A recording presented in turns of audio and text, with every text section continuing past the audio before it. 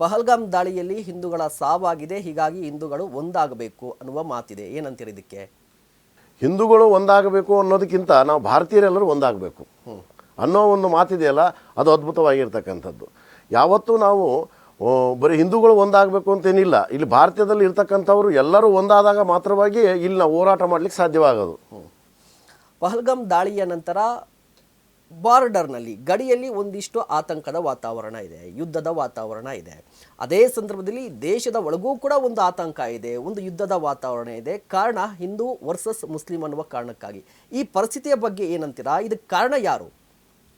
ಇಲ್ಲಿ ಭಾವನಾತ್ಮಕವಾಗಿರ್ತಕ್ಕಂಥ ವ್ಯವಸ್ಥೆಯಲ್ಲಿ ಭಾವನೆಯನ್ನು ಕೆಡಿಸುವಂಥ ಕೆಲವೊಂದು ಆಗಂತುಕ ಜನರಿದ್ದಾರೆ. ಆ ಆಗಂತುಕ ಜನರಿಂದ, ಆ ಸಂಘಟನೆಗಳಿಂದ ಈ ಒಂದು ಶಬ್ದಗಳು ಉತ್ಪತ್ತಿ ಆಗ್ತದೆ ಹೊರತಾಗಿ ನಮ್ಮ ದೇಶದಲ್ಲಿ ಯಾವ ವ್ಯಕ್ತಿಗಳಿಂದಲೂ ಸಹಿತ ಇಲ್ಲಿ ತೊಂದರೆ ಆಗ್ತಾ ಇಲ್ಲ.